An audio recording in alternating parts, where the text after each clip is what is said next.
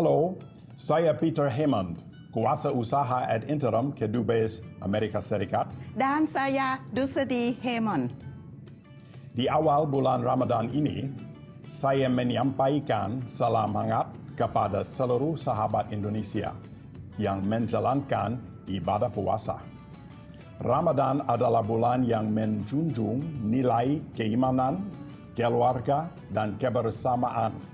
Nilai-nilai yang memperkuat kedua bangsa kita. May Ramadan bring blessings of peace and prosperity to you and your families. Selamat menunaikan ibadah puasa.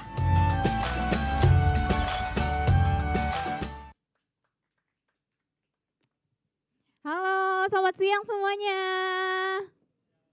Wah, nggak ada suaranya. Selamat siang semuanya.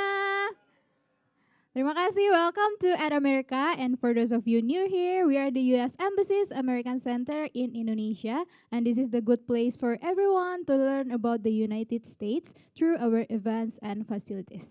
And hi everyone, my name is Meriska Putri, your MC for today's exciting event. Today's event is for everyone to learn about SwiftUI and how building an app is about more than storing data. And this event is also collaborate with iOS Developer Indonesia and Innovation Seller and also team from Swift at America. So welcome everyone to Swift at America, apps in the age of AI with Swift Playground. Boleh tepuk tangan. Oke, before we start, aku mau menyapa dulu teman-teman dari Bina Bangsa Semarang. Halo guys, gimana kabarnya? Baik. Oke, dan juga halo teman-teman yang udah join secara online. And now before we start, we have online quiz for our online viewers. And the question is it true or false? Swift Playgrounds is designed to help user learn coding quickly. What do you think? You can submit your answer to our social media platform, and if you can guess it correctly, you will get live shout out at the end of this event. And now, moving on to our main event. To begin this section, I will pass the stage to our moderator for today. He is iOS Developer Indonesia, and please welcome Kak Adityo Nugroho.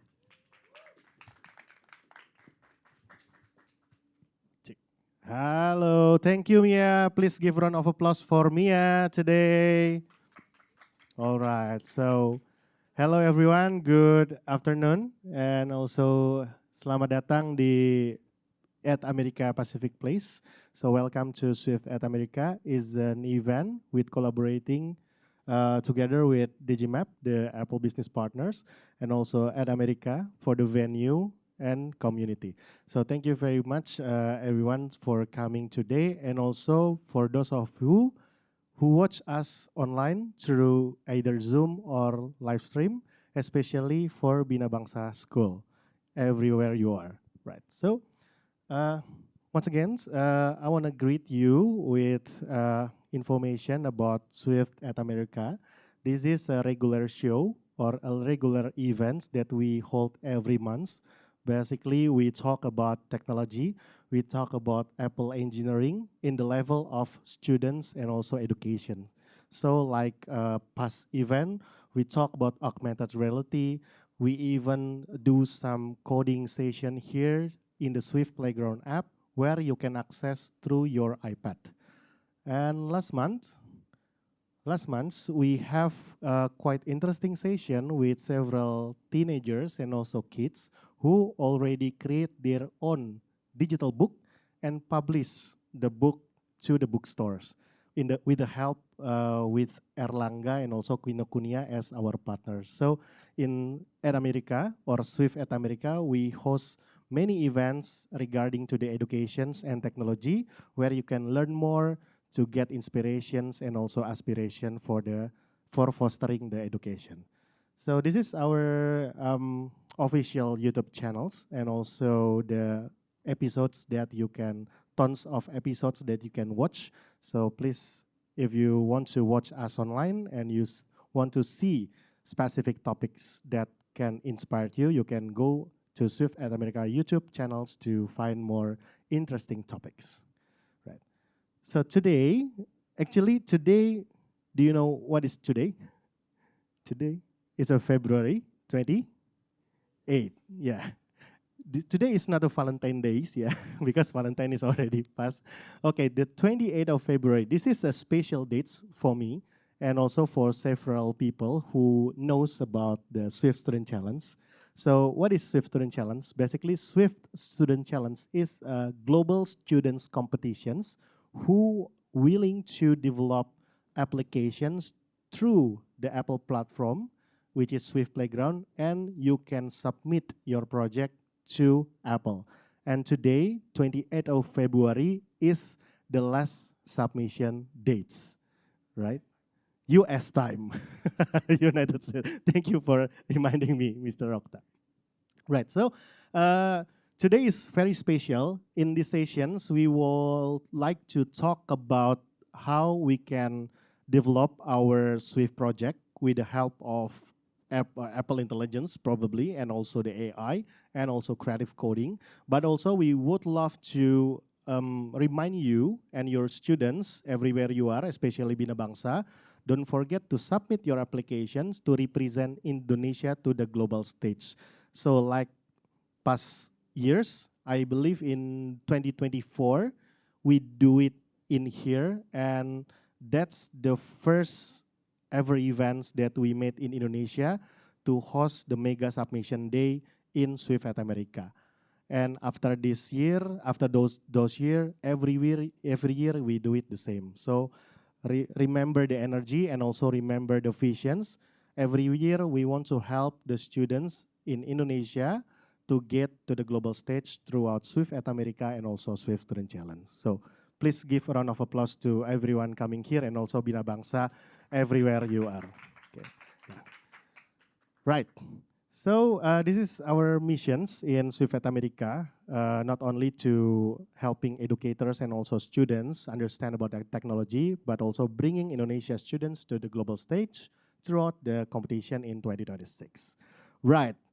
So after this, we will talk more about how is the technology can improve the students' project with the title of today's event, Apps in the Age of AI with Swift Playground. But I'm not alone, and I'm not the best person to talk about this because the best person is basically is an expert that already do it every year, every month, and every day. So with special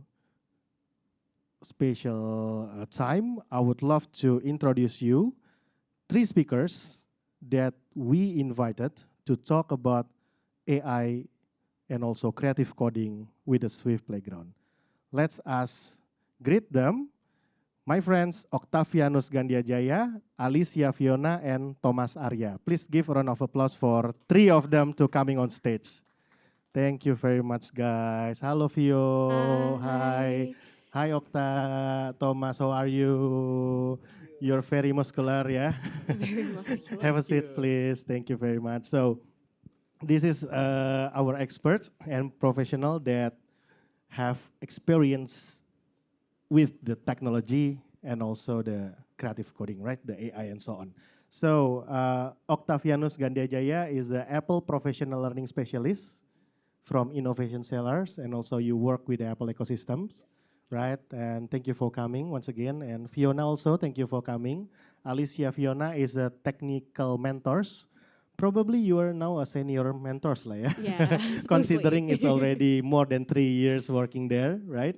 Now Fiona having new role as a technical mentor at the Apple Developer Academy at UC Jakarta. So it's one of the best Apple Developer Academy in Indonesia, especially in Jakarta, right? And Thomas Arya, again, thank you, my brother, for coming. Thomas Arya is the co-founder of Muara Studio. What is Muara? Please save the best for the last, right?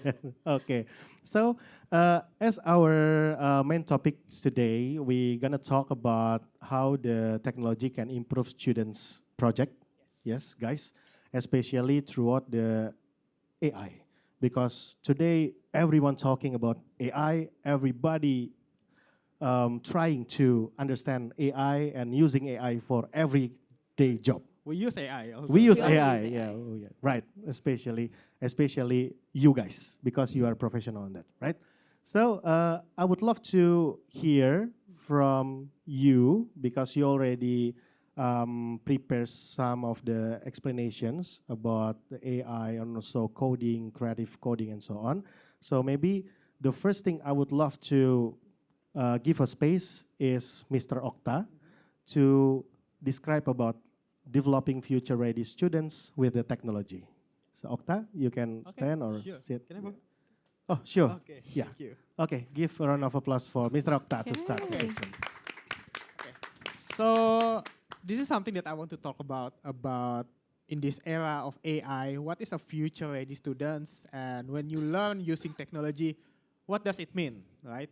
I want to give a new perspective for all of you about using technology, especially coding. So last month, I actually have the privilege to help the Bina Bangsa students on a boot camp. I helped them on how to prepare this Swift Student Challenge, right? At first, I have a plan to teach them about code, to teach them about technology. But for those of you who are there, you know, I'm not even. It's just a little I talk about technology, right? I switch with it. I switch all the plan that I have, right? I'm more talking about. I'm more interested in every idea that you want, every idea in your head that you have, because I just realized that the technology doesn't, the code, the programming doesn't matter anymore. Everyone using AI to provide all the code, right? But one thing that AI doesn't give, it's how you let what's your mind outside. Okay, so that's something that I want to talk about. Okay, so for example, this is some example. I know everyone have been using AI. If you have this kind of interface, and then you go to any kind of AI, right? You can name it. What's the prompt that you're probably gonna have? You can have it in your mind. I guess it's pretty easy, right? Please create a login screen with an image and something and something. Please help me to create game application. Yeah, that's gonna be hard. But if this if this one is gonna be hard, it's gonna be easy, right? Right. Just a field, right? And if it's something like this, usually app have something like this. Like, oh, I want to have something like image and a text and progress, right? It's easy. Okay. So usually we were taught to code only to do something like that, like to create an app, a functional app that helps someone. You have the login, you have the information that you have, right? But is that the only way for you to express using technology? So this is some of the example. I have one video here, right? I'm gonna play it. It's gonna be very, very fast. But I would just want you to imagine things in here, like, can you try creating this kind of experience using AI? If you can, what kind of prompt that probably will make you, okay, this kind of prompt that I will make. Let me play. Okay, is it play? Is it playing? Okay, I guess, yeah. Okay, it's okay. It's okay then if it's not working.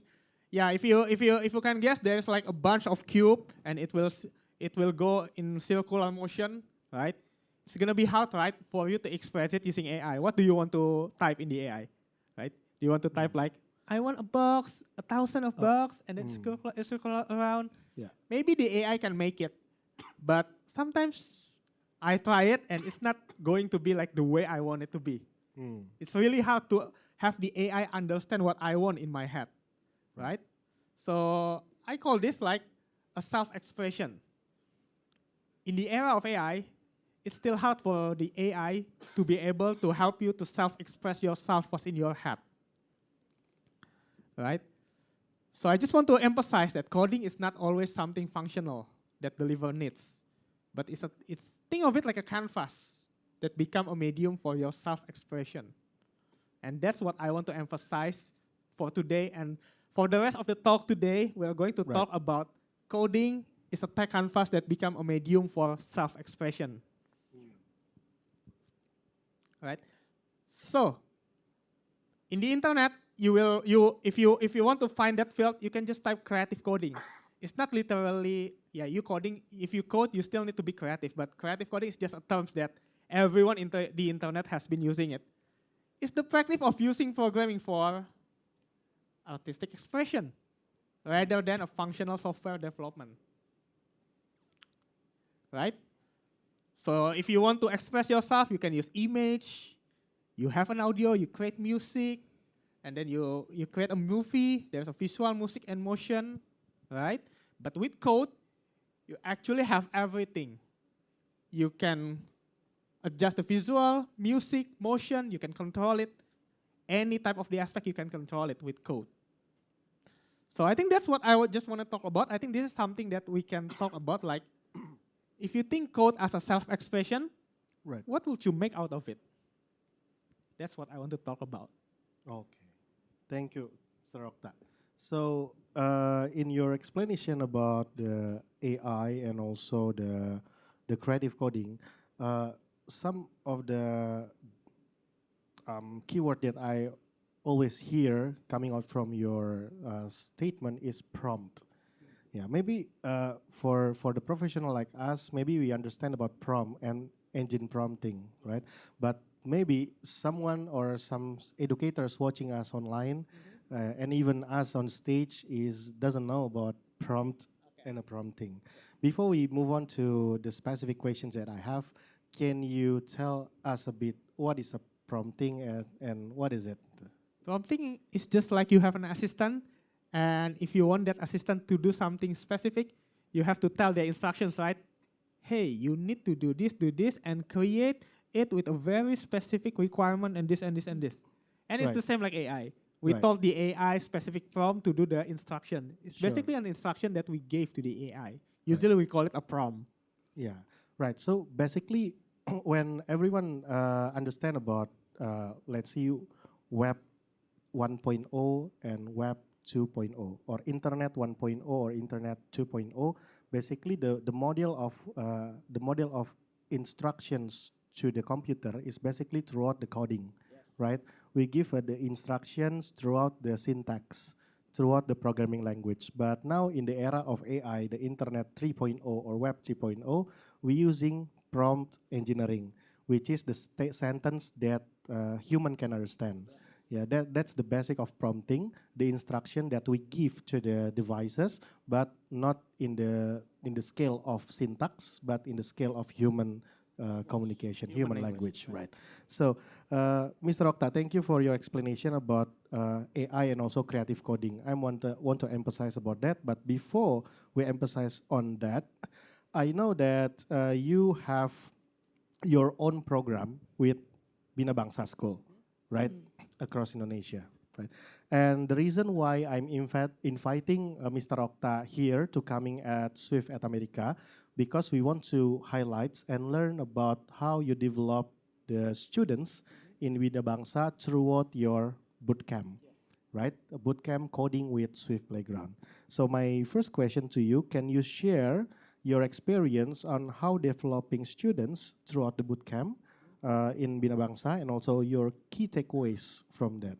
Would you please share about Right. us? I think I have talked it in the beginning. I thought that I was gonna teach everyone about code, right? But suddenly I just realized that during the program, I just realized that everyone doesn't need help in code, right? Okay. Everyone needs Nowadays. help. Yes, nowadays. Just like what I told after this, like coding is a tool for self-expression. I'm more helping them to how they can express themselves. They have an idea here. Right. They have something brilliant here. Right. But it needs help to pull that out of their head. Okay. To create something, right? Right. Sometimes it's really hard for them also to type it into or tell the AI. Yeah. So it needs us to help to facilitate what you actually want to make. Who do you want to help? What kind of visuals that you want to create? Right. All right. It needs to be pulled, and that's not something that AI can do for now. Maybe in the future, if you have some device that plugs into your head, right? Connected to your You're brain. connecting to your brain, right? Maybe that could help, but now it's still impossible because human brain is more complex, Right. Okay. right? Yeah, sure. So what I heard from you, your key takeaways on helping students understand about technology is now is more easier for them to expressing their ideas, right? Because with the help of AI. And our part as an technologists and also the educators in helping them understanding on how using creative coding with AI as an tools to help express our ideas, right? That's what I Yes, get that's from the you, point. right? Right. And my following up question is, in this era, we're talking about AI and so on. We also know about the benefit and also the disadvantage of using AI in the everyday life, right? So, as an educators also, how you embrace AI for the students, especially for the students project, and what is the best implementation basically based on your expertise? Yeah. Okay. Think I'll just make it simple. We have AI. It's just like, do you want to treat it as your teachers, or do you want to treat it as your assistant, or do you want to treat it maybe like your slave, right? You have to choose. That's three different things, right? If you want to treat it like your teachers, Yeah. you're gonna ask, you're gonna have explanation, Yeah. you're gonna ask why this happens, right? If this is your assistant, you have specific things that you want to do, but the requirements coming from you, you still need to think, Yeah. but the assistant do some part of it. Okay. If you want to treat it like your slave, just have them do everything. I Okay. don't want to know, Right, right? right. Just finish it. Right. So I think as an educator, I always ask, it's hard to choose whether always have to go this part because it's very contextual. Yeah. There is some part of the job that needs an assistant. There's some part of the job that requires them to be a teacher. Right. So I guess I leave it to everyone. What do you want to choose depending on your context? What role of the AI that you will use every day? Okay. And with the help of those understanding, we can fostering how our young learners think and also use AI for their benefits, right? With full of their awareness. With full of their awareness. That's very generous explanation, Mr. Okta. So this video is we grab it from Saskia Friki, all the daily things from 2018, right? Right. So this is the example that Mr. Okta want to share about with the AI, with the help of AI and also creative coding part. All of this is generated by is generated using code. So it's not a drawing. it's not a drawing. It's yes. not a drawing. She coded, and just imagine like how you can make some sort of this. What do you want to tell to the AI? So it's all the creativity in the sort of head. It can be as simple as I want to video with the square, triangle, and Hard, circle. right? It's How do you hard. want to describe that? Yeah, I understand what Right? you mean. So, what the reason Mr. Okta said about the how we treat AI as a slave or as a tools, right? That's a part, right? If we use it AI as a slave, maybe the output cannot be like this, right? It's gonna be hard. It's gonna be hard. But if our perspective is using AI as a tools to help us generate the ideas like this, it's gonna be more easier. Yes. Right. Yes. Okay. So, Mr. Okta, I'm here. One last question to you. I'm here the keywords pretty much often about creative coding, and you put a statement here, self-expression. Yes. Right. Can you explain more, emphasize more on the creative coding part and also self-expression? Again, creative coding is just like the common popular terms in the internet. I'm just using it. It doesn't mean like coding doesn't have, there's a creative coding and not creative coding, right? It's just a popular terms in the internet, okay? So it means like, usually we learn to code like to solve people problem, to help others, right? But in reality, we also have some part of the industry that doesn't require that, like artists, like people who create art in the form of music, video, like they just want to express themselves, Right. right? I'm just asking everyone that you can also do that with code. You self-express yourself, your liking, your passion, right? Using code, just as the same as you draw in a blank canvas. Right. Right. That's so about it. that's what you mean about creative coding. So we treat programming is not only to create like systematic applications, Right. productivity applications, Right. but if we understand coding even more, we can use the technology perspective to create art, Right. like videos, music, graphics, and so on. That's the potency for future learners, Yes. right? Right. Okay, understand what you mean. So thank you very much, Mr. Okta, for the brief explanation and very generous insights about the AI in nowadays and creative coding part and so on. Now I want to move to Miss Fiona. Hi. Hi, Miss Fiona. So you are as an educator and also active facilitator in one of the biggest technology school in Indonesia, in Jakarta, basically. And I want to know more about your perspective throughout creative coding, and maybe you can share about how you can use creative coding skill in the classroom that you handle. Yeah, Yeah, okay, at that's your very job. interesting. Right. Thank So you, too. throughout the sessions, Miss Fiona will demonstrate a little bit information to you guys. Yeah.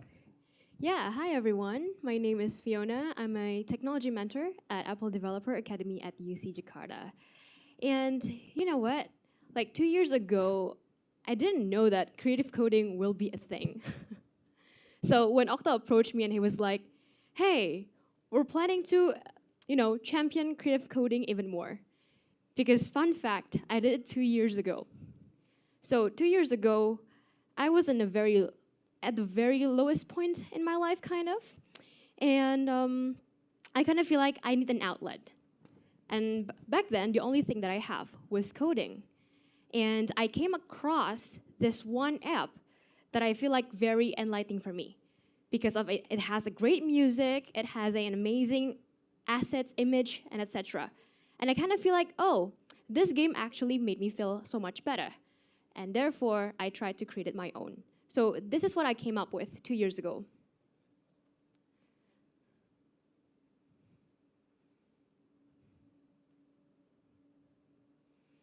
Yeah, so basically what happened here is that, so I kind of lost this project, but I do share this to my Instagram story. So yay, thank you Instagram for keeping my project there. So basically this is coding. This is coding, yeah. Wow. This is coding, but the text on the middle is actually an Instagram post. I posted the video there. So what happened in here is that when you tap the flower on the bottom, then there will be a raindrops like that happening. And when you press the flower, there will be voice coming out as well. Okay. Yes. So maybe the broadcast team can go back to the slides that we have in the broadcast. Oh, yeah. So this project is actually very therapeutic for me because I actually draw the image myself as well. Yeah. Can we use the slides that we have on the broadcast? Yeah, we can switch the slide first. Maybe from there we can hear some voice. Okay, good. Next. Okay. Because it has a sounds on the application that Fiona just shared, right? Right. Okay, good. There you go. Let's try it again. Try again. I want to hear some voice there. Is there any sound? It's not playing. It's not. So basically, when you tap the flowers, the sounds will appear. Oh, there you go. I hear. Oh, wow. Oh, Yeah, wow. actually, the music I created in GarageBand. Wow. Can we give a round of applause for Fiona, everyone? Yeah, so back then, like, Very I really cute. Yeah. needed an outlet for me to, like, express my emotions back then. Very cute. And iPad can have lots of apps for you to create things, even to, like, draw some things. So this is my own drawings, and these are also, like, the tone, I got it from the GarageBand as well. I recorded it myself. Wow, great. Yeah, so it was a really nice experience, and I didn't know that it will be a thing this year, creative coding. So this is my first project. And the thought process was pretty much like this. And it also happens like in overall software development. So I oversimplified the process. So the first one, we have define. Define is like, okay, what's the project gonna be like? How do you want people to feel when they're trying your app? And second one is to design. Like for example, you want people to feel excited when they try your app.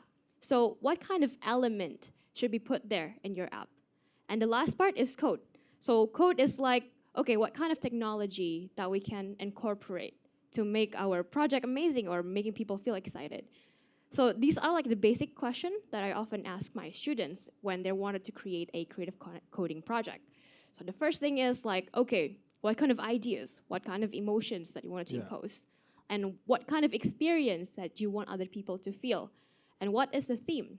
And the design is, okay, what is the interactions gonna be like? You know what the theme is gonna be. You know what kind of feelings that you want to impose to your users, but what kind of interactions that will show that emotions. And lastly is the code. What are the technologies and like what are the tools and frameworks that we can use to do that?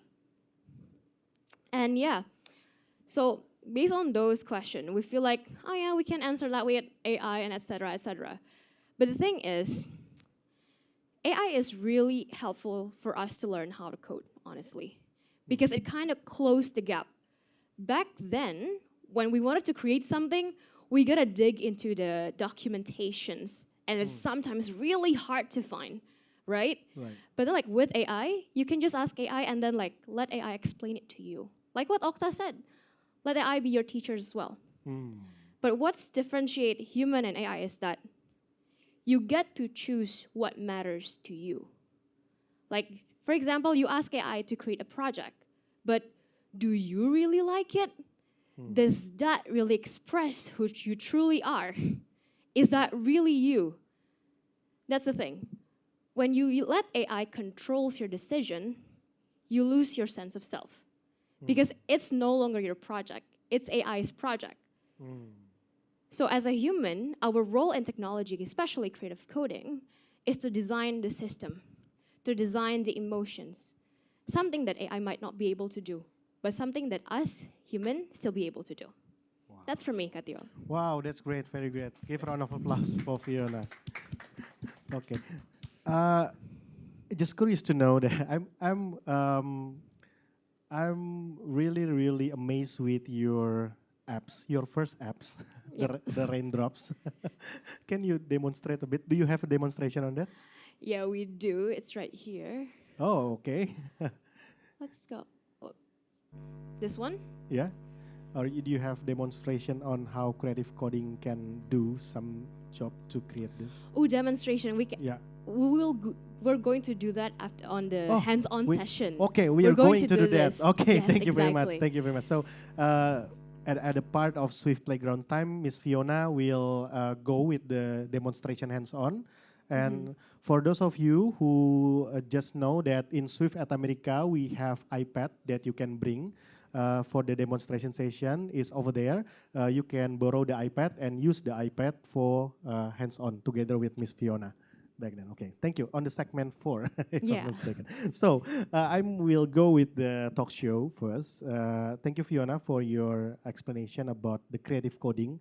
Now we are transforming. We are not using AI jargon, but we are more using creative coding jargon. Yeah, creative coding right, jargons. right. So as an educators and also the iOS developer yourself, right? What is your thoughts on the creative coding to be implemented in the local schools and also students project? Oh, my thoughts on creative coding. That's very interesting. Right. Because like we've been doing lots of programs together, right? Right. And like most of them we're focusing like on like, okay, do make impacts, create apps for people, create apps that help thousands of lives, which is great. But the thing is, something that we're missing right now is that I noticed that some of the kids actually love to draw. Okay. Some of the kids actually love to create music. And why don't we just integrate that into coding as well? and Right. make coding even more interesting. Right. So my perspective on creative coding is that I think it will be a great opportunity for people to express their artistic ability as well. So it's just so much more. It's just so much more than math. It's so much more than just typing words. Yeah. It's about you making meaning into what you're creating in Okay. form of app. Right, right, right. So it's more than just creating the application to fill information. It's more for creating applications to create systematic operations. It's more than that. With the coding and creativity, we can create more immersive applications, right? Yes, exactly. Right. Interesting, interesting. And when it's being used by the local schools, students, and also teachers, I believe it's very beneficial because we can foster the implementation of technology even more for our future, right?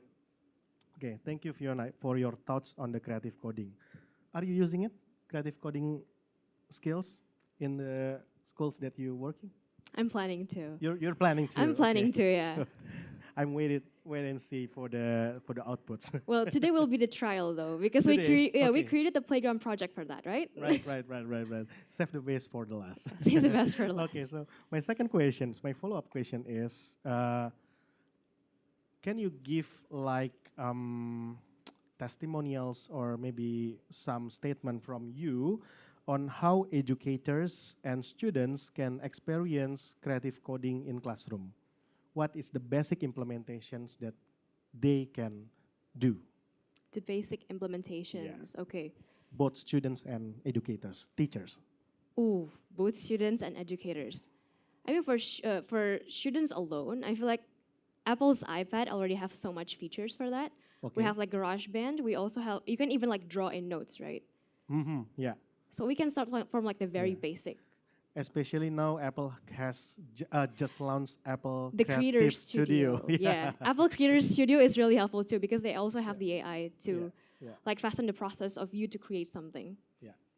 Sure. So, so you mean that the basic things that students and teachers can do in the classroom is basically using the software and the tools that Apple already have, Yeah. and playing around with the AI that provided inside the engine, inside Yes, the devices, exactly. right? Yes, Okay. exactly. And I kind of feel like it has to be intentional Mm. because sometimes we just introduce tools, but then like we didn't push beyond.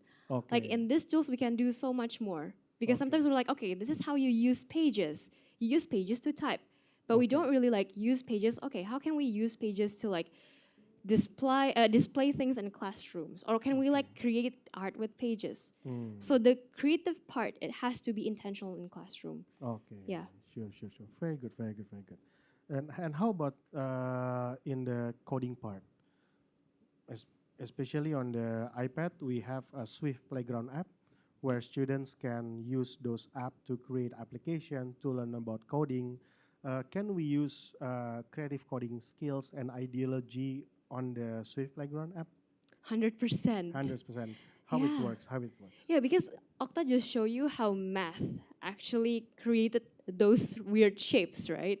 Yeah. Yeah, so those are basically math converted into coding. Math converts Into coding, Oh, yeah. wow. Okay. So codes can actually create that, and Swift Playground have templates project that you can actually play around with. You can change the colors, you can change the degree, you can change the shapes, and etc. etc. Okay. So I feel like it's a very solid platform to explore creative coding. It's a very solid platform because it's a foundation ready, right? Yeah. So the teachers and students just need to push the content beyond the Yeah. software, right? Okay, Mhm. Understand about that. Thank you very much, Fiona and Yeah. Octa, for saying. Maybe you want, Do you wanna to add add something? Yeah, I see Octa. Because I noticed you were like. Because Octa lips it's. I just want to have the best to talk about what's it's gonna be, all the creative coding and Okay. everything. Like, what's the future gonna be? The potential. We bring you yeah. the future here, Thank you right? so much. Okay, I will explain. Yeah, okay. Before we go there, Fiona, I hear these pictures, but Oh. you haven't explained us what is this picture basically. So what is it? You're teaching in the Oh, yeah. international schools or something? Oh yeah, I've been teaching in Melbourne and Sydney for the past 2 years. Wow. Yeah, so I was invited for the She Hack Swift. Right. So most of you here are also submitting to Swift Student Challenge, right? Right. And we also do the same thing in there. Wow, Yeah. great. So your perspective on how AI being used by the students and also creative coding, probably it's based on your experience in Aussie, right? Yeah, Wow, funny thing great. is the same as Okta. I didn't teach them Yeah. as much about coding, but Yeah. I was like, okay, how can we integrate Okay. AI to like create Please coding? bring the ideology and ideation to Indonesia to help our students grow That's why even we more. have this kind of event. Sure, Okay. that's a real impact. Okay, so guys, everybody in on stage and also on the live, we just talk about how Okta pushing the ideology about creative coding to the students and teachers, and we also learn from Fiona on how the creative coding is being worked inside the classroom experience, right? So we're talking about inputs, we're talking about the productions. And now I have friends of me, is a brotherhood, yeah, Mr. Thomas Arya. Uh, he have the outputs. What is the outputs? Is the real impact on the business that Thomas doing now, right? So without further ado, I will give to you, and please tell us about your work. Yeah. Hi Thomas. guys. Thank you. This is our students too, by the way. Our students. He's my teacher and he's my peers while in Peers, yeah, I'm academy. not. Oh, yes. Yeah, It was fun. same cohort. Okay. Hi guys. I'm Thomas Arya, co-founder of Muara Studio, and today we're gonna talk about innovation at school and impact to the real world. But yeah, before we start, please give a round of applause again to Fio for her great presentation. Yay.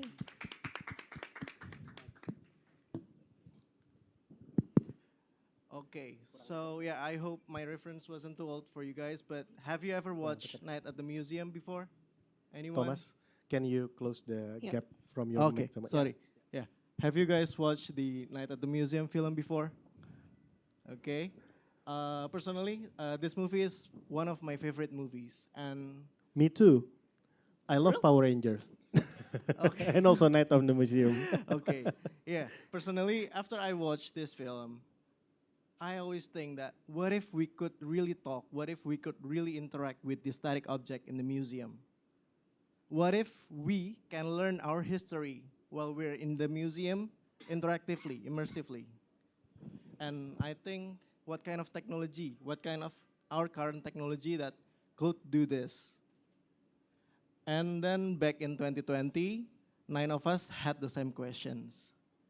We were students at Apple Developer Academy. For those who are unfamiliar with, it's not just a place for you to learn to code, but it's a really great place for you to learn how to think, how to explore, how to create products, prototyping it, and probably testing it to the real user. And then during our final challenge, we were challenged to build an app for the community. Thankfully, 9 of us has shared the same curiosity towards museum. That's why the big question popped up. How can we make the history alive? For most people, I think creative coding is about generating art, is about creating a cool visual. But for 9 of us, creative coding is starting from a behavioral question. How do we transform passive learning into active interaction? After we go to the, after we deep dive, after we explore, we're resulting this app called Muara app. It resulting 3 big modules: Gilimanuk Grave for young learners to learn about ancient burial system, and then Stegodon visualization, also the prehistoric human. And yeah, fortunately, we gain a lot of recognition from several museums, and this project become the seeds of Muara Studio until now. Wow. Yeah. Cool. Can we That's give amazing. applause Thank you, for thank you. Thomas and the team? Okay, so yeah, though the road may not be smooth, but in 2023, Muara made a comeback again. We collaborating with National Museum of Indonesia to create this exhibition called Pameran Repatriasi. But this time, we're not only just make app for them. We really turns, we really change the display output, their display objects into interactive system. We also provide games for the visitors to learn more, to deep dive about what is this exhibition talked about. Hmm. And then our our vision back then was bring history to life, but I kind of realized that um, it's not only about history, it's how the way we tell our story. It's about our storytelling systems. And then in 2025, we kind of shift a bit. We're gonna shift our vision into bring stories to life. Because Yeah. because we realized that um, there are so many stories across industry that could be told by immersive ways. Yeah. And for this, like the example, Yeah. This should we be a should play- video, right? Yeah. Yeah. Can you play the video? Can we help to play the video? Yeah. So yeah, we basically entered the automotive industry through FinFast brand, and in this video, we got some constraints that the space of the booth is so limited. That's why not every car could physically get inside the booth. So we kind of use our current technology, which AR, augmented reality, not as a decoration, but as an imagination expansion, which visitor could see the colors variant there, the specification, the configuration of the car, and all details that probably the booth itself cannot show because they have the limited space. That's amazing. Yeah. And that's So- me. Yeah, That's that's me. Katio. Passing by. Oh, that's you. Yeah. Okay. And yeah, this is the proof point that creative coding is solving the real industry constraint through interactive system. We're resulting not just generative art, not just academic prototype, but yeah, it's a real case in the industry. We found this constraint and we solve it through interactive systems. Great. Great. Okay. Okay. So yeah, basically Muara is love to expressing our curiosity through technology. That's why we keep embracing ourselves to bring stories to life. We live in the age of AI that probably AI can generate outputs, but creative coding, we could really create the experience, doing the experience. And I think now there are so many products, and we don't just need another products, but we need moments, we need interaction, we need more interactions, and we need more memories. That's why our products didn't just sell solutions, but we dig dive into their backgrounds, and we're kind of solve them, really, really being solutive.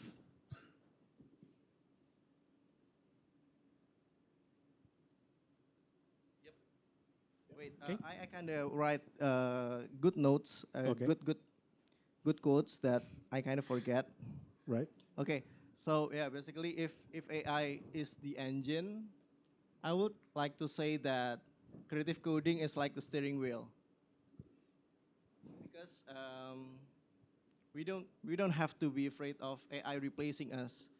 We should be afraid that if we are as a human losing our curiosity and AI could take over it.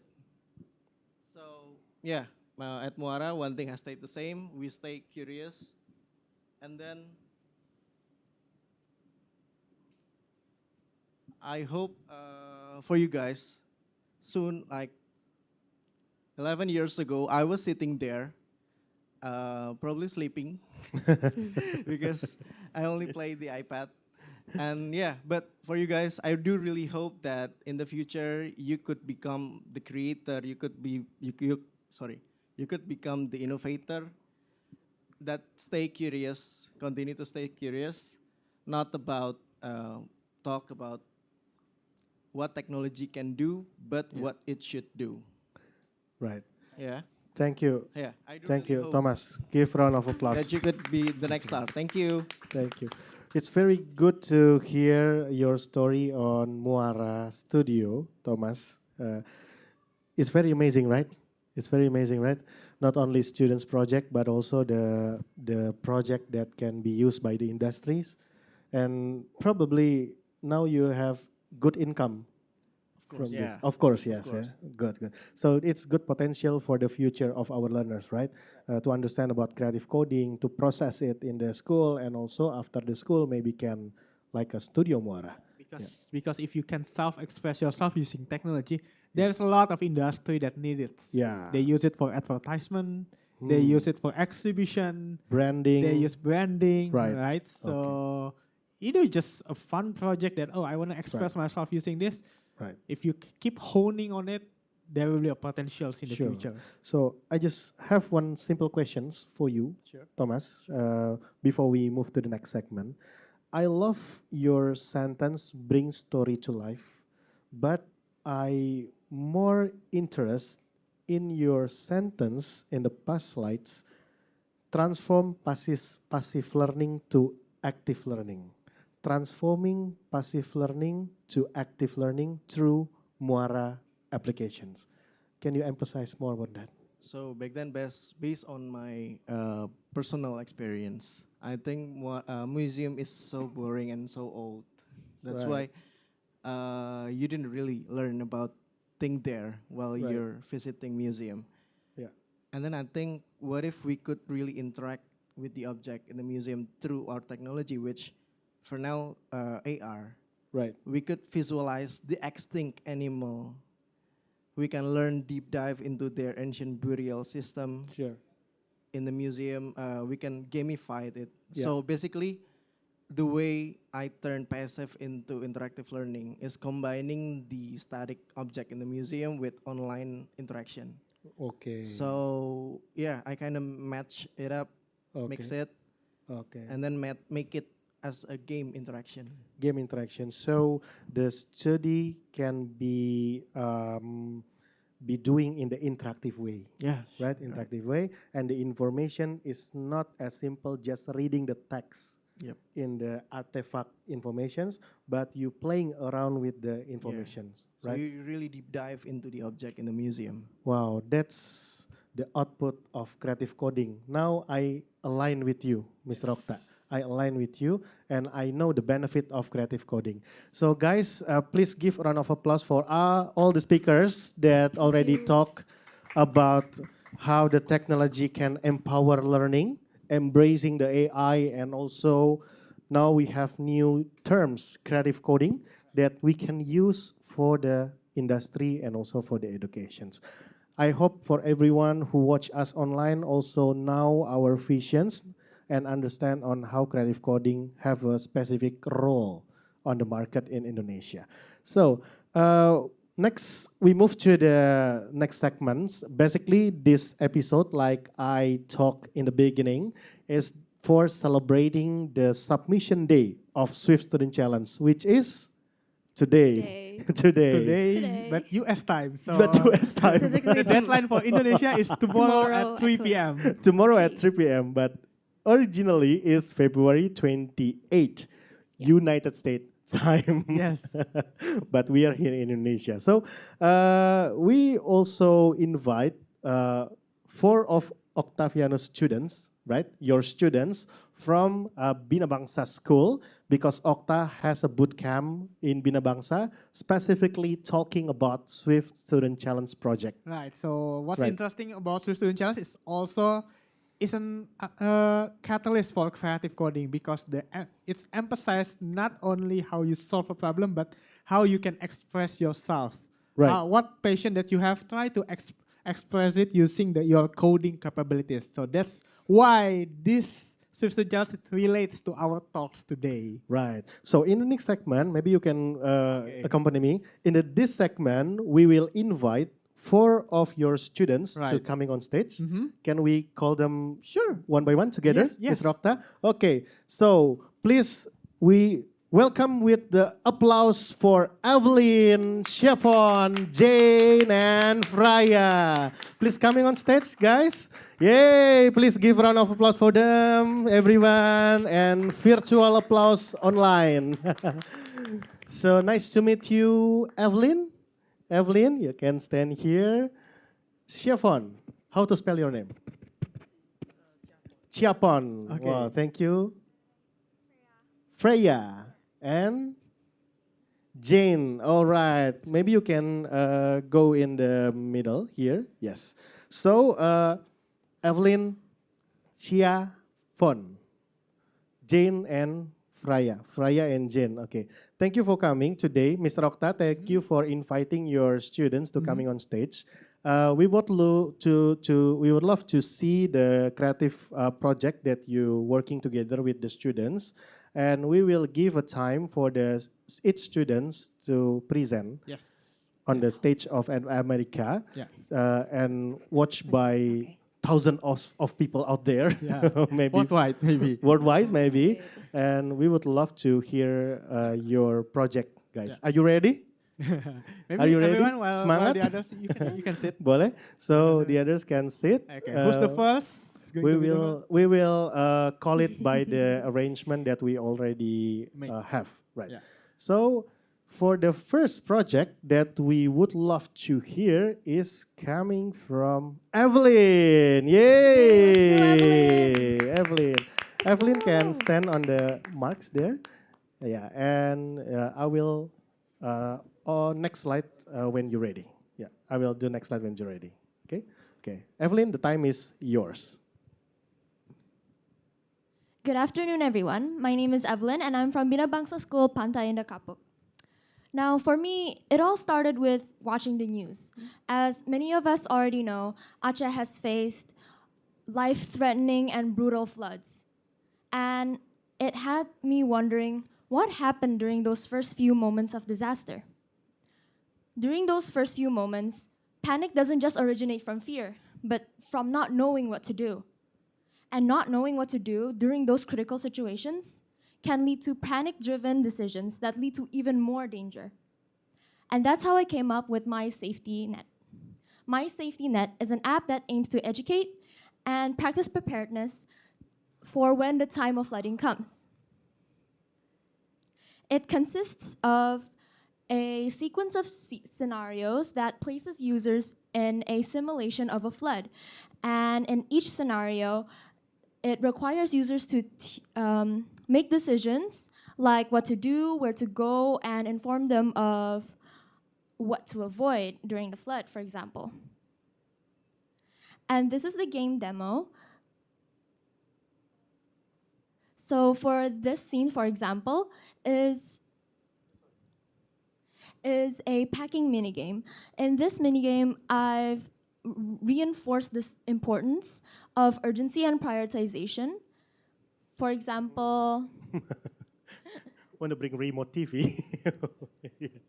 yeah. For example, if you try to drag and drop the unimportant items like the TV remote or bracelet, the screen will flash red. And for this scene, it teaches us about the importance of mental preparation.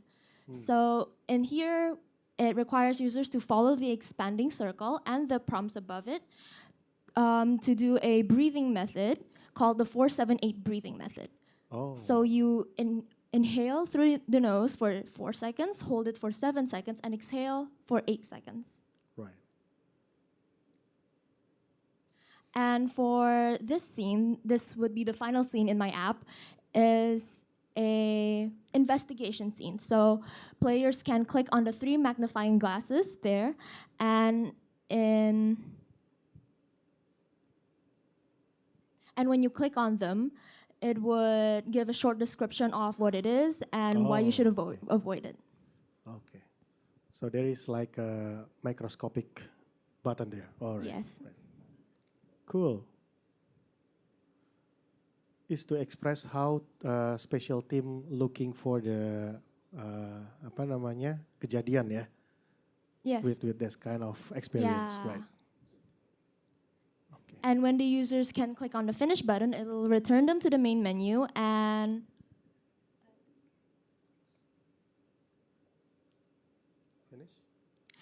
you'll get players can get a book of summary where it summarizes all of what they've learned throughout the scenarios. So when they want to refer back to what they've learned or need more clarity on certain scenes, they can refer to this book.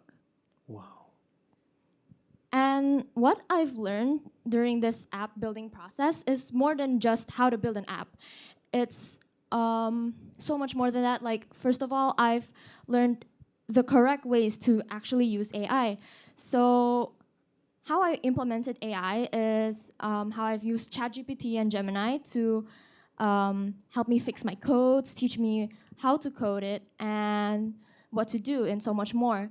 And this actually saved me so much time because instead of focusing on the code that I can learn through ChatGPT and Gemini, I can revert my focus back to the creativity, the visuals, and my self-expression of myself and my passion. And secondly, I've learned to be more open with new ideas and embrace creativity, especially during the AI bootcamp, where I've met my mentors who gave me really great suggestions on where to improve. And without them, my app wouldn't be what it would be today. Okay, Thank wow. you. Thank you very much, Evelyn. Very interesting and very, very creative, Mr. Okta. Really happy to hear one of the students from the bootcamp having good explanation about your app.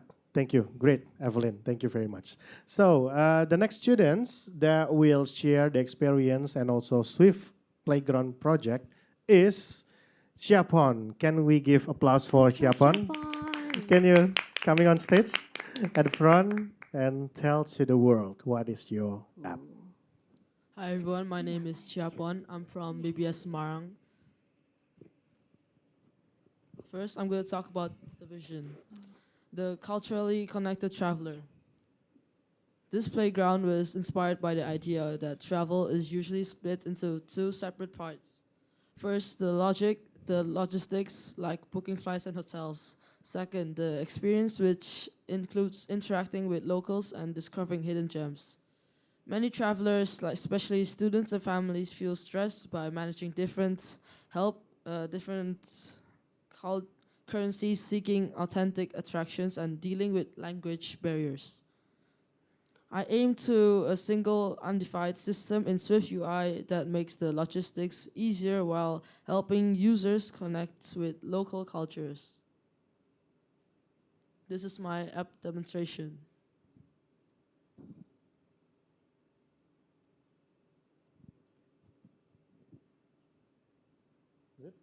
Oh, it should be a video, right? Okay. Right. There you go.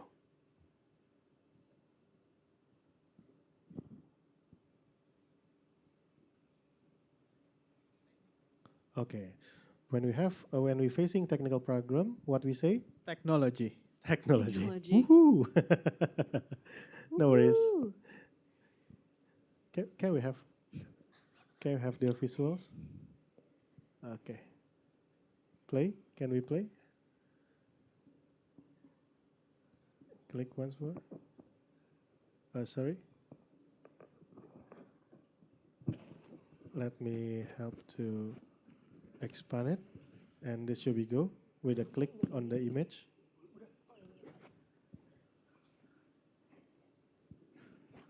All right. There you go.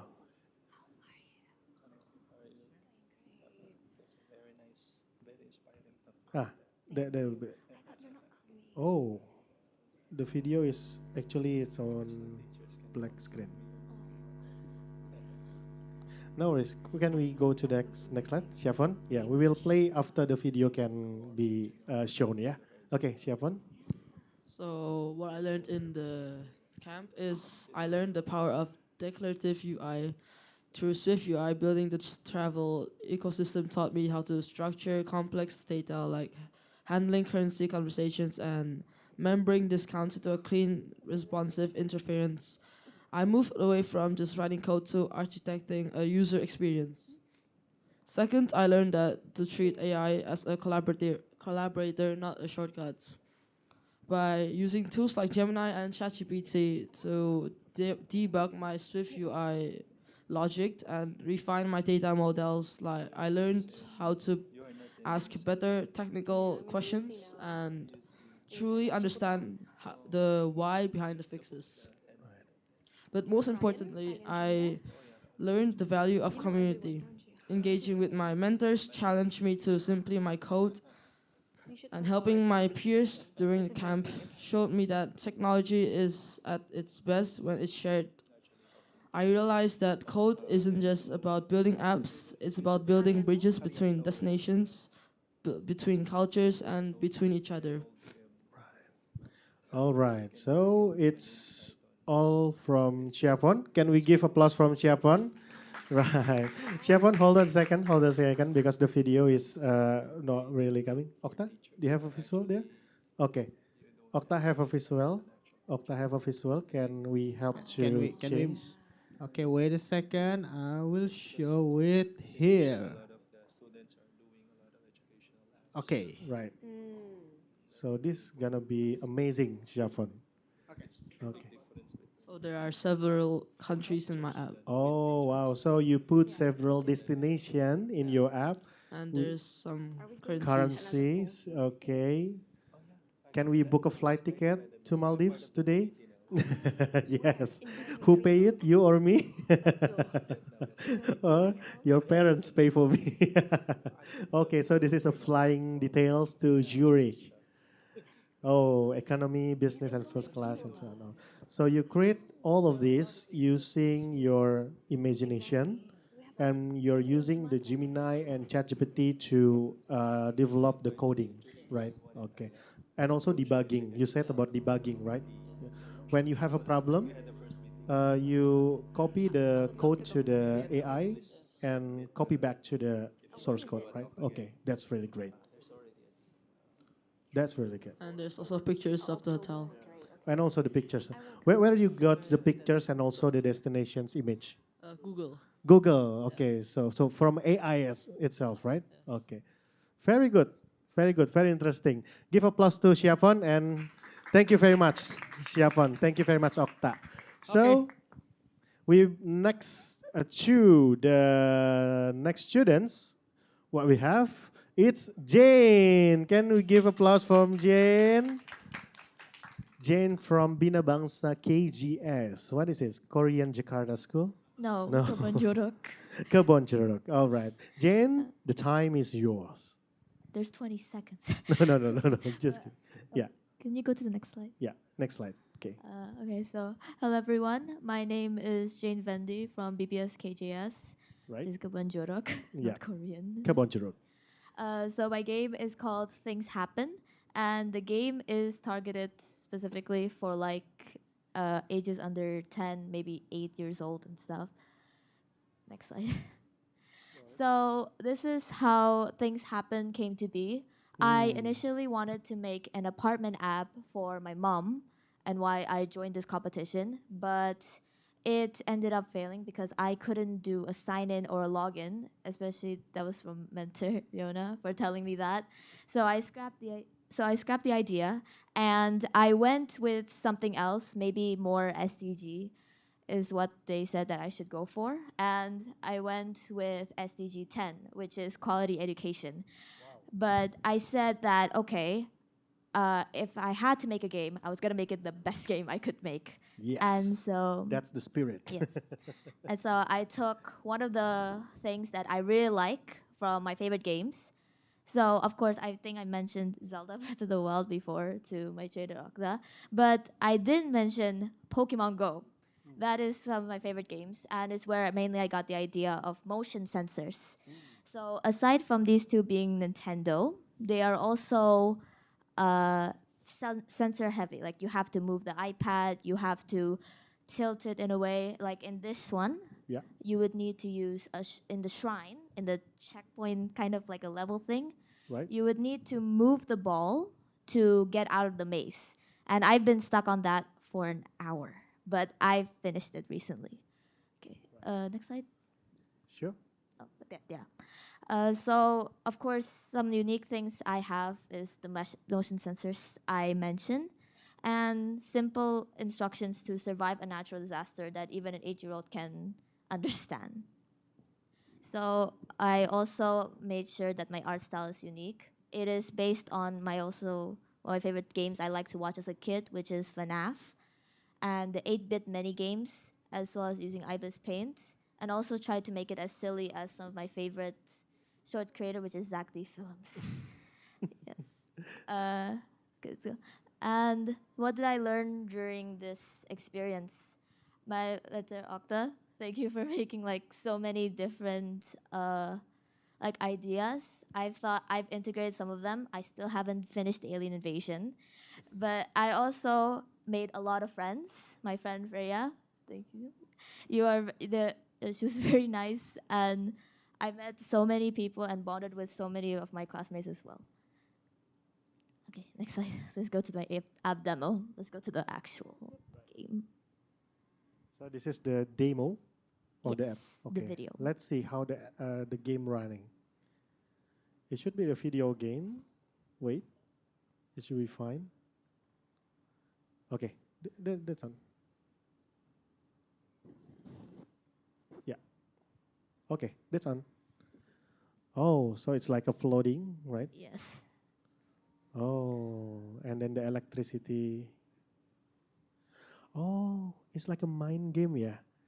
You turn the electricity off, but not in the image, but in the function Yes. device. Oh wow, wow, that's amazing. But make it very simple that even an 8-year-old can, know it. Oh, I moved the iPad like this. Oh, you move the iPad to Yes.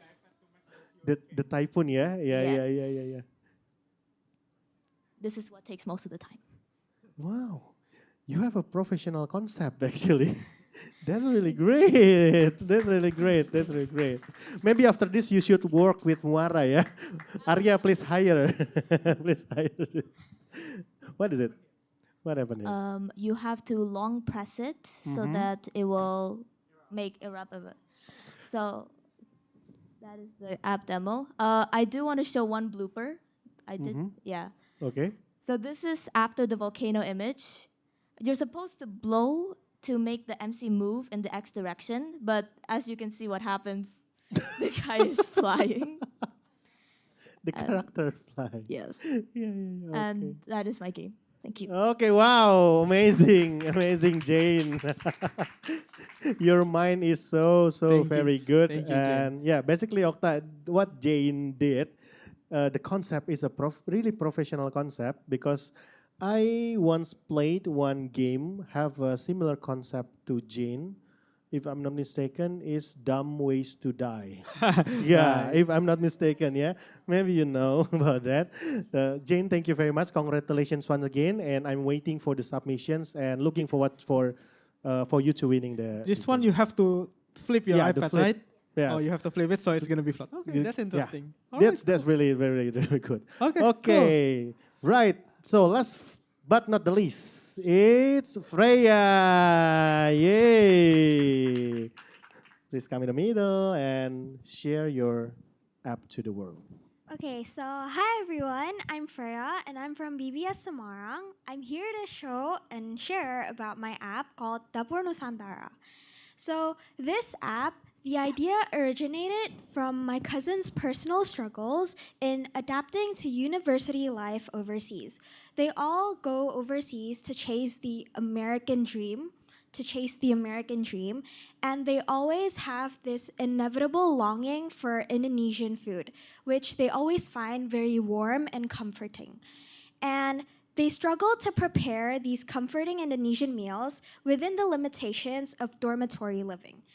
And I also heard from my friends who previously graduated from junior college that they're also encountering the same problems. So they longed for the familiar Indonesian flavors that are full of flavors, full of spices, full of kicks that you really can't get anywhere else in other cuisines. And well, they can take out as an option, but it was often financially unsustainable. And cooking was also an option, but obviously not everyone can cook, right? And they always lacked the necessary skills and confidence to provide a full course meal. So this led me to conceptualize an app that enables these students to prepare a full course meal within their dorm environment. So it's called Dapur Nusantara, where these students, they can actually just choose what ingredients that they have left in their fridge. For example, they open their fridge and they only have a piece of chicken, a piece of egg, and salt, pepper. And when you put that in my app is able to find recipes, Indonesian recipes specifically, that can utilize all of those ingredients. See here, for example, I only have chicken, beef, eggs, garlic. There's also a microphone. There's also a microphone function so that it assists. Yeah. You know, when you're cooking, your hands are always busy, so you can just speech to text. Yeah. And it shows all the countless possibilities of recipes, Indonesian recipes here, that you can make with just those ingredients. Of course, I chose soto ayam because my mom owns a soto ayam restaurant. Wow. I'm gonna taste it. And Where yeah, is it? it's in Semarang. Okay, You I better will visit one day. Definitely, I will visit. And if you ever want to change your mind, you don't want to eat soto ayam, maybe you're in the mood for something challenging, you can do beef rendang. And it shows all the complete necessary ingredients, all the steps. It's basically an all-in-one Indonesian recipe app that's supposed to help and assist students' needs. And of course, my primary source of motivation here is none other than my mother, who balances her role as a full-time mother and an owner of the Soto Ayam restaurant in the back of my garage. And her family roots actually trace back from Bali, from a family who's well known for their cooking and culinary heritage. So my app here actually is a way for me to honor her perseverance and my family's culinary heritage in order to show my story to the world, as well as help others to feel closer to their home. Of course, I learned a lot from this AI bootcamp with Kak Okta. And amongst these, I've learned how to code with Swift. I've learned how to give back to the community through my apps and my work. I learned that the AI bootcamp actually honed my skill and fostered my skills of public speaking, socializing with a lot of other people, creative thinking, and realizing passionate ideas. Because when it comes to expressing myself, for me, self-expression has always came from the kitchen. And I've always enjoyed seeing how these such simple ingredients could be turned into such meaningful dishes, with every dish telling a different story. And I like how the kitchen always brings everyone together, and it's a place where I feel the most authentic. I feel the most me without even having to try. And therefore, when I developed this app, it was not just another app. It became a personal form of expression to prove my passion for cooking, and also a way to honor where that passion originated, my mother's roots, and her heritage. I'm also here to preserve tradition while presenting it through a modern medium to the world. Thank you. Wow. Thank you. Very, very great. I'm happy to see your students coming on stage, All Mr. right. Okta. Thank you very much. This is what my main message is. What's important from her message, I think, she said like her self-expression is on the kitchen. Right. And now I want to ask you, what's your self-expression gonna be? Is it making the disaster? Or is it about, right? It's fun, right? Is it about the traveling? Or is it about helping people on disaster? Now I more understand about what is creative coding that Right. you just talked at the beginning. Yep. And this is the outputs. It's really expressing how the kids, the teens, and the ideology of creative coding can transform those kind of perspectives to the real product that we can use. It still can be functional. It doesn't Yeah. mean when you do creative coding, it's not functional, it's not helping people, right? But it's just an approach for you to start. Okay, I want to start to express myself. And eventually, if it helps people, like helping people on disaster, or like Muara, it helps the museum, it's Right. very, very great, right? Cool, very cool. Yeah. I have questions for your students. Or you have questions for the students? You. Okay, me go ahead. first, yeah. Okay, to the world, guys, to the audience, guys. Not only on site, but also the viewers that watching you online currently. My questions is based on the experience that you have during the bootcamp and nowadays. What is the coding for you? Maybe you can Want to share. answer first? Yeah. Okay, Jane? I'm sure. Can you repeat the question? What is a coding for you? What is it for you? Like a Be- blank. After you create such an amazing game like that, what is the coding means for you? It's like a blank canvas, like like what you guys said. Yeah, it's where you can just like make anything. It's kind of like art, except you put it on the no. How do I say it? You type it out. It's kind of like that. It's Make like it an art, functional. but you just type it, not like drawing it. Yeah. Okay. Yeah. It's Right. like a blank canvas. Mhm. Like you can put everything, your aspiration, your imagination, and you can turn it into what an amazing work like you did, Jane, right? Yeah. Very good answer. How about the others? Freya. As a new Swift coder, I think that this whole bootcamp has actually brought a new, different meaning of coding for me. It really did, like, for me now, coding is more than just simply, inputting buttons and stuff. But I think now it's a really strong medium to express myself even when I'm at the most vulnerable states. Because I feel like I'm the most me when I'm in the kitchen. And something as simple as that, I can express it meaningfully and vividly through coding. And for example, my app, that is like very much me. It brings a lot of sentiment to me. I built it with a lot of passion, reflects my whole identity in that app. So I think that it's just a pure work of art. Cool. Pure work of art. Pure work of art. Right. All right, cool. Siapon. I think coding is a tool to build something you want to build. Build something that you want to build. No benchmark, no limitations. You No put requirement. everything on the sky, You right? just want to build what you have in your head. Yes. Okay. Okay. How creativity happens Right. to the real world project. Mm-hmm. Evelyn. Yeah, I also think that everything they've said, basically, I agree with everything they said because before I've joined this bootcamp, I was like really looking forward to how to code actually.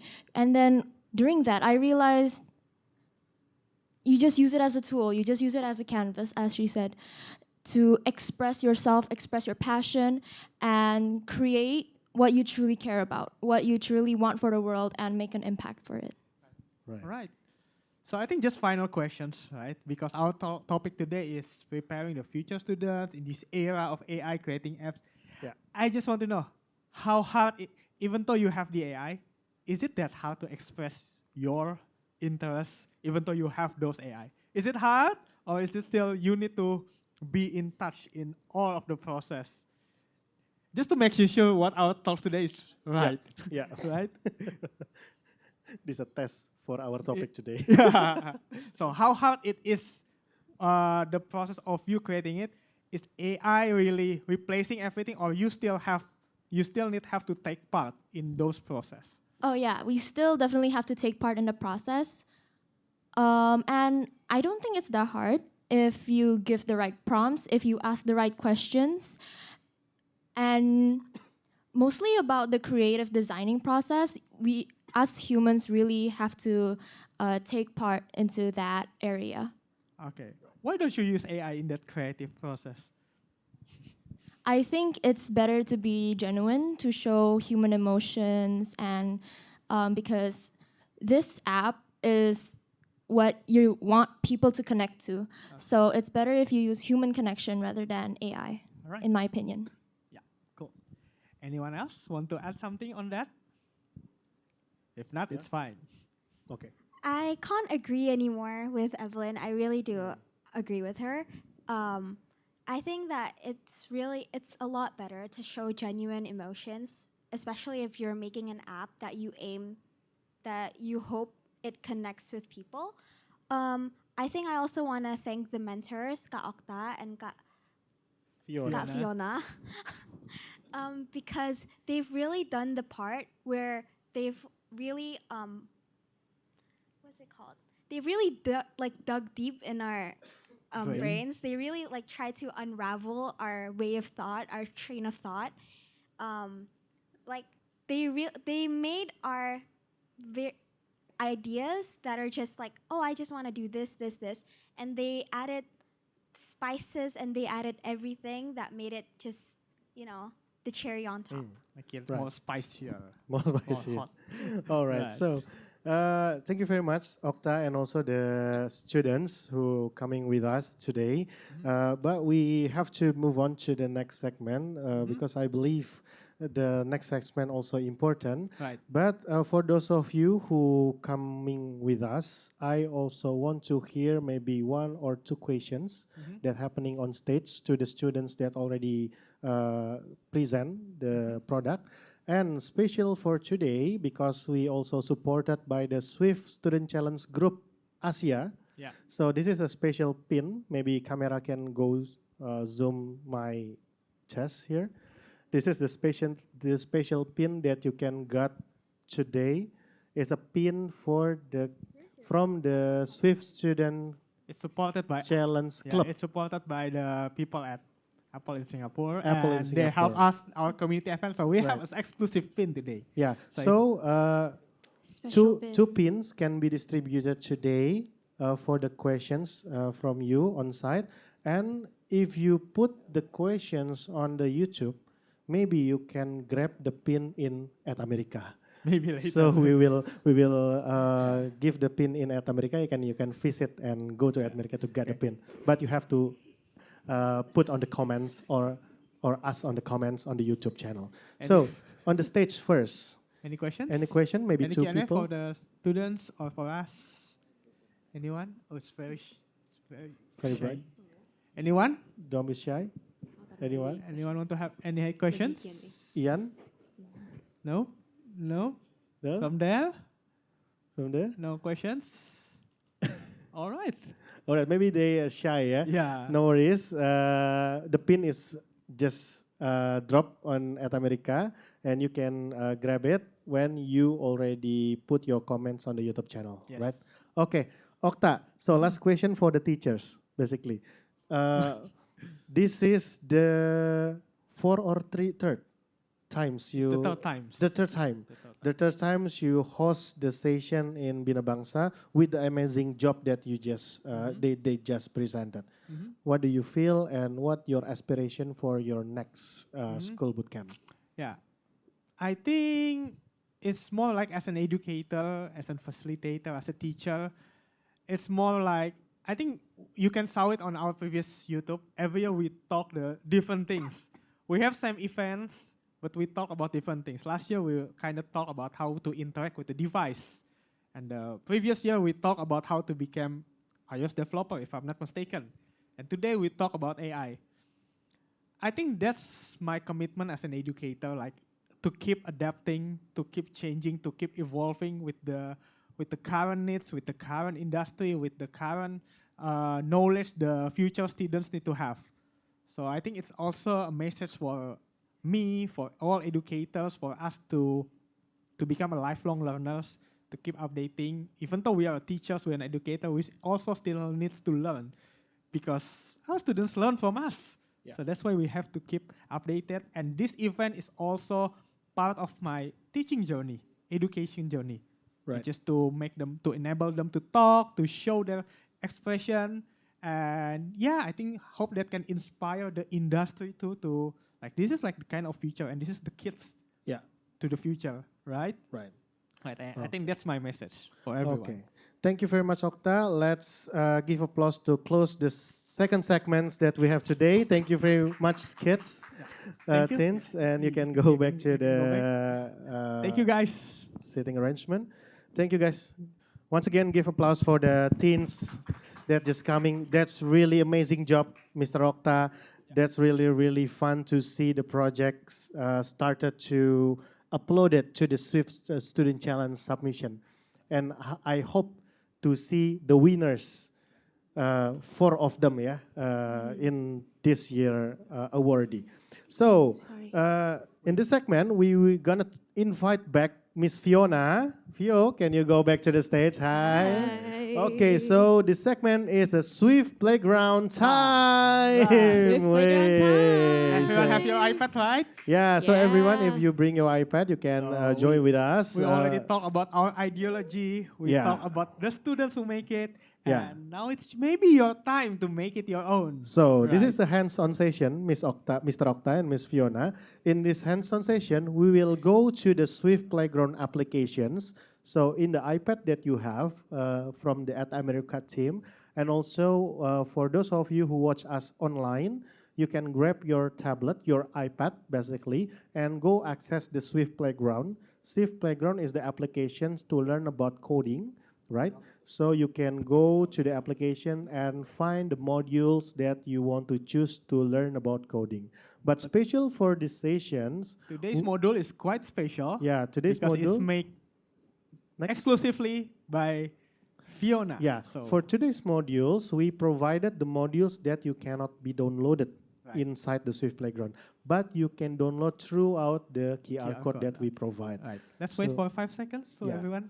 We give you time to screenshot it. 5, 4, 3, 2, 1. All right. Right. So you can download the module and try it inside the Swift Playground app. So with that, we can move to the Fiona MacBook to learn the hands-on today. Okay, thank you, Tio and Octa, for the introduction. Have you all got your iPad? Yes. You got one, you don't have one, you got one. Okay, so actually you don't really need to download it again because we pre-install it for you on your playground. So supposedly, if you open your Swift Playground, there's a project called Raindrop. So you may want to look at it a bit. So the project called Raindrop. And then you can just click on the project right away. Inside the iPad. Yep, inside of the iPad. We have installed it already. Right. The Raindrop app. The Raindrop app, yeah. Okay.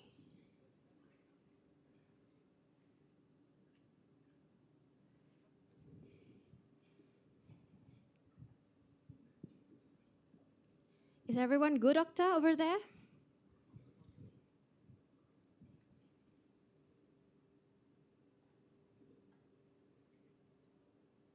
Okay, all good? All right, seems like everyone got their app ready. So now, let me introduce you to the Swift Playground interface. So on the left over here, we have something that is called File Navigator. So in here, we can access all of the files. We have My App, the Step 1 and Step 2, in which we're going to do after this. And below that, we have Assets. So in Assets, they're actually images and musics. So you can access all of the files and the images from this side. And on the middle is actually the code editor.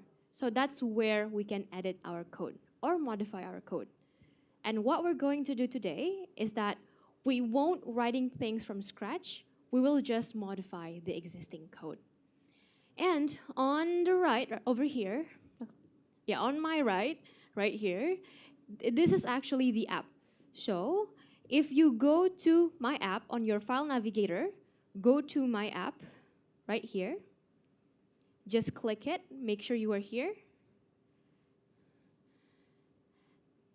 And this is supposed to show on your app preview right here. And you can mess around with the app too. You can click the flowers. So supposedly there's a rain happening right here. There's raindrops. It's a bit small. Maybe it's supposed to be bigger on your iPad. But if you see on the screen, there's a rain dropping if you click the flowers. Yep. It's supposed to be right there. Okay. Now, I want you to think about something first. Like what Okta said and Theo said, before we start our coding, I want you all to start with an intention. Because today's topic is about creative coding. So imagine, how do you want your user to feel when they're creating an app? So think of one emotion on your head right now. Come up with one. Do you want them to feel happy? Do you want them to feel sad? Or do you want them to feel like terrified? Pick one emotions. And once you pick your emotions, we'll go on with the coding.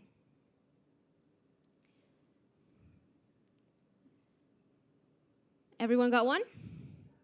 Yes, everyone got one? Good. Okay, now let's start with step 1 file. You can tap the step 1. So in here, this is where we can customize the rain shape. So as of now, when you tap the flower, it just shows raindrops. Even actually, it can be so much more. Wait, it's not running on my side. Wait, let me full screen it. Whoops. Whoa, it's a very big flower. Can you all tap on the flowers? Yes? Can you? Good, okay. All right. Maybe there's something wrong with my Mac, but that's okay, no worries. Oh, it's working now. Okay. So if you tap on the flowers, there will be raindrops. You can actually change the shape of the raindrops. So in here, on line 23, over here, if you find the customized number 1, you can change the shape of the raindrop here. So in here, we will change the image of the raindrop. I want to change it into flower. So let's type Sakura 1. So we rename the raindrop in here into Sakura. I will zoom it in so everyone can see from the back. So here on line 25, 26, and 27, we change all raindrop 2, 3, 4, and 5 into Sakura 1, Sakura 2, 3, and 4, and 5. And then if you click the flower, see what happened. It's not rain anymore, but it's a sakura. It's a flower. Oh yeah, I just see that. You just noticed? Yeah. Because it's too small. It's too small, yeah. Yeah. But the thing is, you remember that I told you to pick an emotion, right? Aside from sakura, we also have other image, so you can pick others as well. We have the orange paint, we have the raindrop and sakura, and also star. You can rename this into other images as well. So this is actually the name of an image. Cool. How about the button spaceship? Mm-hmm. Do you want to change the button color? The button? Oh, can I? Yeah, you can. Wait. Just want to see. Okay. Cool. So you want to change this one, right? Right. Mm-hmm. How about the spaceship? Because I really like. Oh, you're spaceship. curious about Yeah. the spaceship. Okay. Yeah. You want to rename the Sakura to spaceship? Go ahead, Theo. Yeah. Give it a Okay. try. I have prepared all the assets, and actually I bought the assets so you all can use it. Button, spaceship. So button 1 for spaceship 1. Yeah, Right. 1. Okay. Now you click the flower number 1 on the very left. That's flower number 1. There's a spaceship dropping. Spaceship. Oh yeah, yeah. The spaceship in the emoji, right? Yeah, The that's emoji. The emoji. Spaceship Wow, emoji. that's great. Yeah. It's like playing game, yeah. Yeah. I'm gonna give you all some times to choose the image for the raindrops. So Okta, if you notice any error back there, do let me know. Thank you, Coach Okta. Thank you, coach.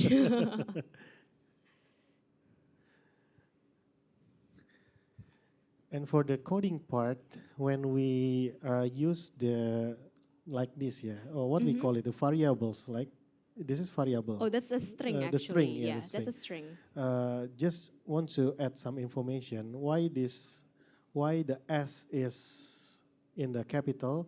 Because it's a camel case. Yeah, it's a camel case. It's a camel case. So you can find the camel case information through online, but in the coding part, the sentence should be camel case. So there is one letter capital for the second words. Yeah. Because we developers want things to be neat as well, right? To be readable. But nowadays you don't have to be worried about that because the AI is helping us. AI is helping us, exactly. Okay, hope everyone's good. They picked their items. Can we have like someone share their project by the end of this, if we have the time though? Yeah. Yeah, because I want to know like what kind of emotions that you want to convey and how do you translate it into this template? Sure. Okay, so that's customize number 1. So if you scroll below, we have customize number 2. So you can change the sound of each button. So when you press the button, for now, it sounds like a violin, I assume. Yeah, it was a violin, right? So in here, in button 1, we have the sound of violin 1. Button 2, we have sound of violin 2. Okay. Yeah. So you can replace this with the sound of guitar, like guitar 1, for example. So back then we changed the object from water to sakura, and in this variable sound file we add on the sounds. We add the sounds, yes. Add the sounds. And the sound we have already prepared here. We have guitar 1 until 7 and violin 1 until 7. Okay. You can pick one to your liking. And in this part, if you're creative enough to create your own sound, you can just import your sounds into the Swift Playground, right? Yes, yeah, from GarageBand, and it's a free app on iPad too. Sure, great. Yeah, so you can pick your sound. So if you're like still confused, we have button 1, 2, 3, 4, and 5. On the bottom, we have like these 5 flowers. We call that button. Those are the buttons because we can click that. That's why we call it a button. Okay. So please pick the sound to your liking. Is the sound playing over here? Is it playing? Yep, the sound's playing. Okay, good. Can we test the sound from there? Can actually, but Can? The volume. Can we have a sound from this MacBook? Tim? That's right. Whoa. Wow, can I play it? Yeah.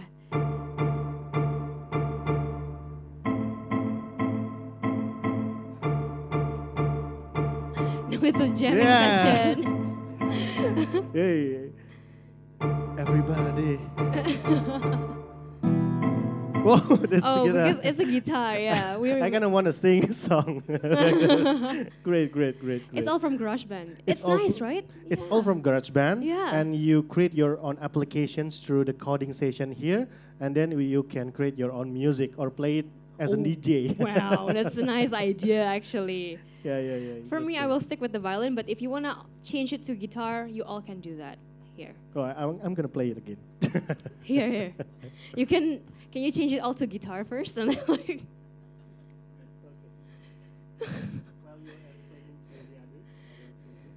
yeah, we'll just wait. Everyone got their music? Have you picked your song and replaced the text? Yes? Oh, I like Elvis Presley here. Elvis Presley.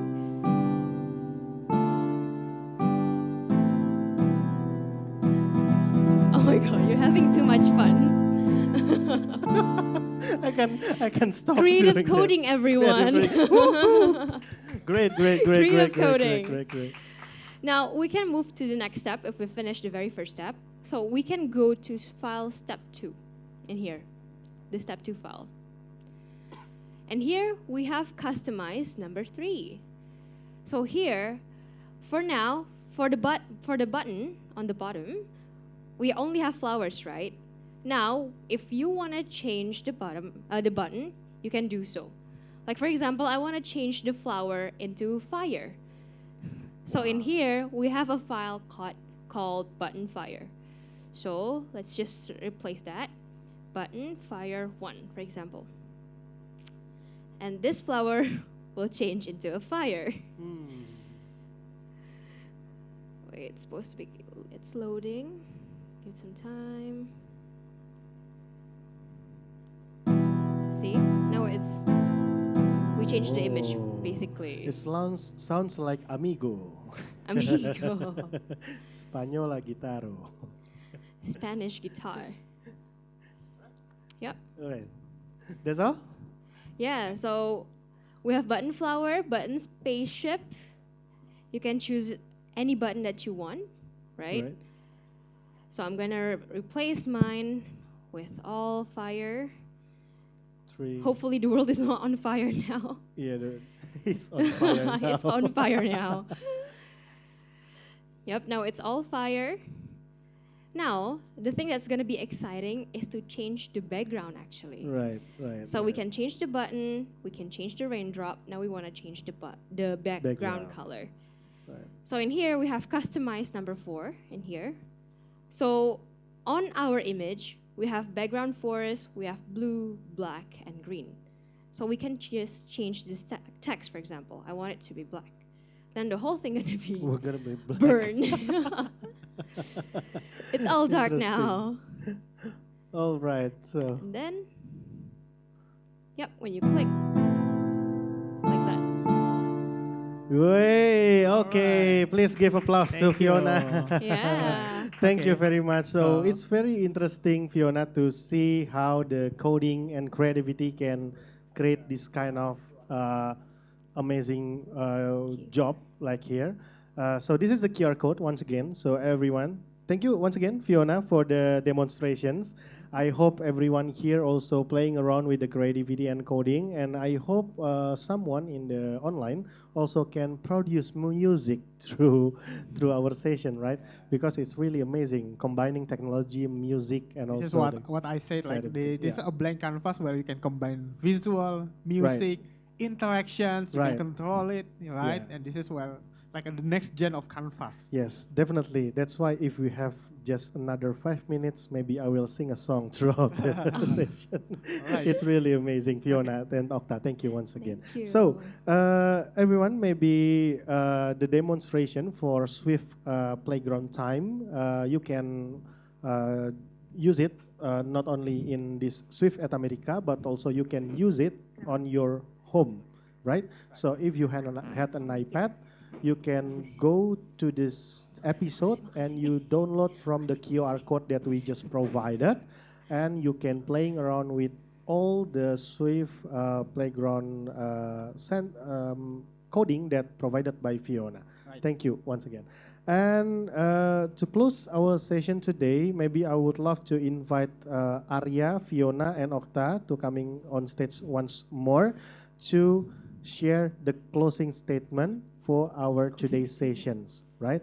So today we talk about creativity. We opening with the AI, and after that we have our jargon. Maybe you can sit on the sofa that we provide. Yeah, today we talk about the AI, and we have a new terminology of creative coding, and Studio Muara Studio expressing very, very good on how technology can be transformed into creativity. And after that, the students from Bina Bangsa also saying it out loud, how the technology can become benefits from there in the future. And to close our session, I would love to ask again to the speakers that coming with us today as a closing statement about the creative coding and what is the meaning for the future, maybe from Octavio and Thomas. I think for me, I truly believe the future still needs human connections. So even though coding is easy, you use creative coding to express yourself as a human. Be a genuine human, whether it is your interest about kitchen, physics, math, or anything. That's something that will irreplaceable with AI. And for you students, you can go to the Swift Student Challenge website and to go participate in that, because that's one of the platform where you can express your interests, right? So yeah, so looking forward to see everyone and what you will make out of it in the next future. Great. Give a round of applause for Mr. Okta. Next on Fiona. Yeah, I think that the fact that we have AI right now, we can do lots of things that used to be impossible. With creative coding as a platform, I kind of feel like that this is our moment to actualize ourselves. This is a moment for us to create a breakthrough. Because AI will do all of the mundane and trivial things for us. Then, this is our time then to create something new with the help of AI, especially in creative coding. Very good. Thank you, Fiona. And the next and the last I will one. say the same as Fiona, but because Fiona explains almost everything in it, and it's so good. I That's know. great. I know what you're gonna I say, will. Thomas. Let's just high For five me, then. yeah. Well, for personally for myself, I think creative coding is not just writing code. For me, creative coding is you as a coder, you as the programmer, to build the behavior on it, to design the experience, what you're gonna make with it, what AI could contribute in it and stuff. Yeah. So basically, creative coding is just how the way you designing the experience. That's Right, all. right. Thank you. Give applause for all the speakers that we have today to close our segments and also our session in this episode about how you embracing AI with Swift Playground. So today, again, I'm reminding you guys, not only here, but also who watch us live online, especially for students who want to joining the Swift Student Challenge competitions, 28th of February, which is today, in United States. The closing will be on Sunday, 3 p.m. 3 Tomorrow, p.m. 3 p.m. for Indonesia. 3 p.m. Yeah, for Indonesia it's Sunday 3 p.m. But for basically in the globally they stated in February 28th is the last submission deadline. So we still have a time, less than 12 hours, I believe. Please prepare your documents and prepare your projects to submit online throughout the Swift Student Challenge website. There is some information you need to filling up, especially about yourself and also your information regarding to your school status, right? So FYI, the Swift Student Challenge only can be joining by students and also university students, right? Professionals cannot join the Swift Student Challenge, and during the submissions, you need to submit the screenshots and also the zip link to be uploaded to the app playground section. Please make sure your applications cannot be accessed offline, so the jury, the assessment team can access your application without the internet. And some of the story that you need to provide about your app, your aspirations, your design process, and also your visions in your Swift Playground app. The last one is the address, the mailing address, because for those of you who winning the competition, there will be special package from Apple sending directly to your home. So this is very good. Not only people who are awarded as a winner, we have around 350, still the same numbers, right? 350 awardee that will be given merchandise and also door prize from Apple directly to your home, but also 50 from them will be established as distinguished winner, where the 50 persons can get special tickets to join WWDC in United States, California, the Apple annual events. So this really amazing opportunity to put our Indonesian students globally.